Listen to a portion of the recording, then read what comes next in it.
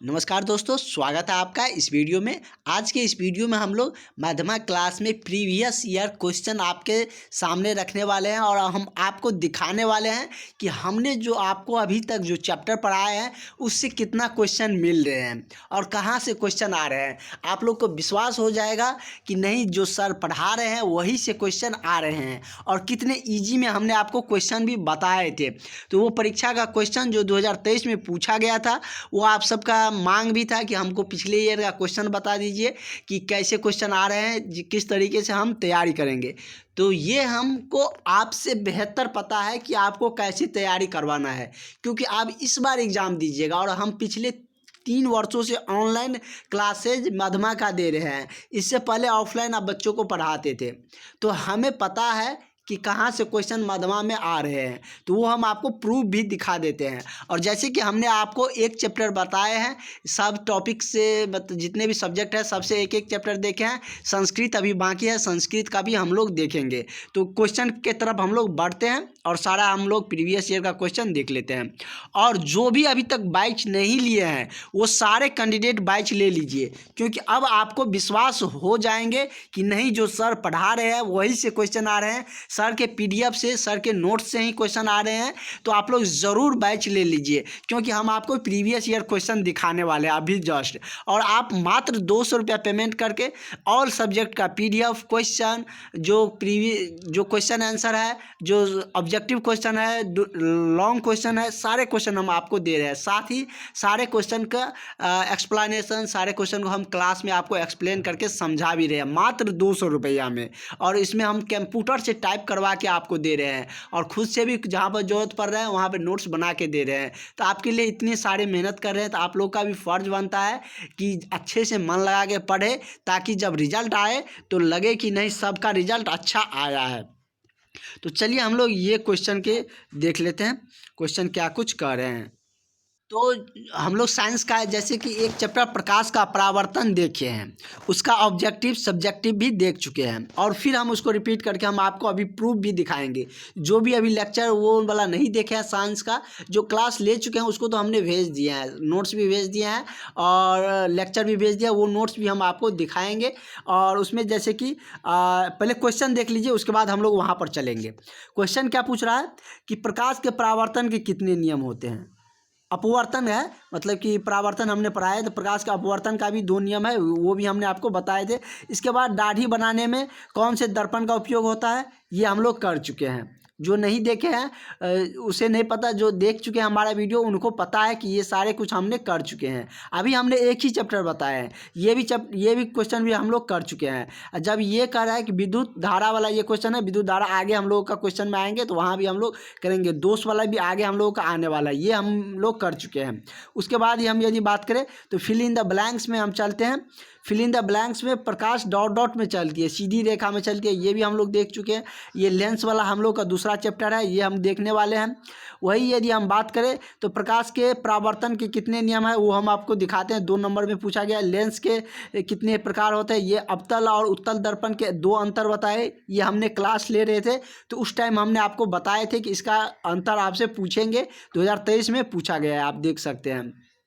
प्रकाश के अपवर्तन के नियम लिखे, तो सारा क्वेश्चन हमने आपको बताए हैं। ओम का नियम अभी बताना बाकी है और केमिस्ट्री हम लोग अभी स्टार्ट नहीं किए हैं।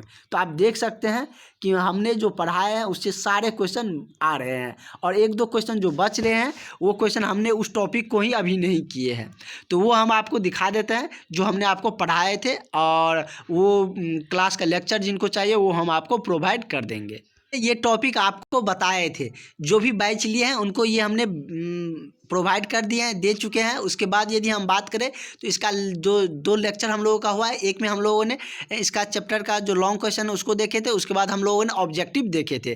तो देखिए हमारा क्वेश्चन क्या पूछ रहा था कि हमारा क्वेश्चन पूछ रहा था प्रकाश के परावर्तन के बारे में।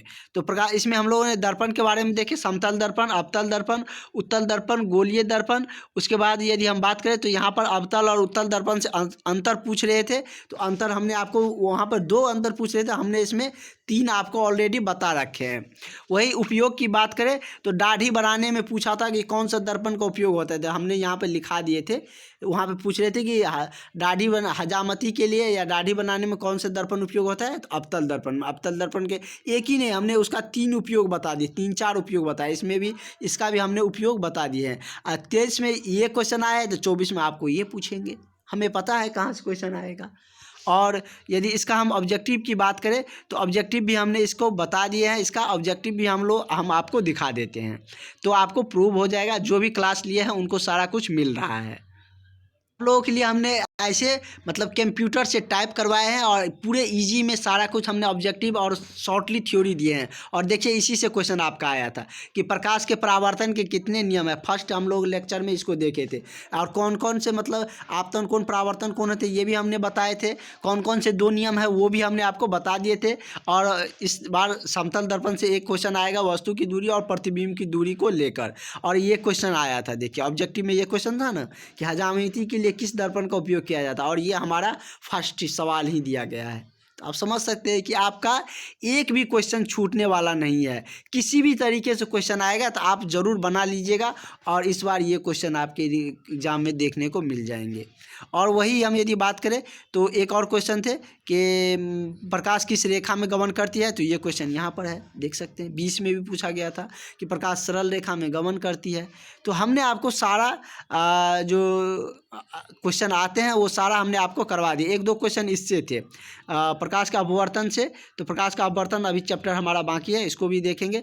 उसके बाद यदि हम बात करें तो आपका 2 क्वेश्चन मानव नेत्र से भी देखने को मिले थे, तो ये भी हमारा बचा हुआ। और इसी से इतने ही मतलब थ्योरी से आपका सारा क्वेश्चन आ जाएंगे। इस तरीके से हमने आपके लिए सारा टॉपिक को मिनिमाइज करके बनाए हैं, ताकि आपको बहुत ज़्यादा मेहनत करने की ज़रूरत नहीं पड़े। आप लोग गाइड ले लेते हैं तो उसमें आपको पता नहीं चलता है कहाँ से पढ़े कहाँ से आएगा, लेकिन हमने आपके लिए इतनी शॉर्ट में बताए हैं और इसको एक्सप्लेन करके बताते हैं, कैसे फिगर होता है, सारा कुछ बताते हैं।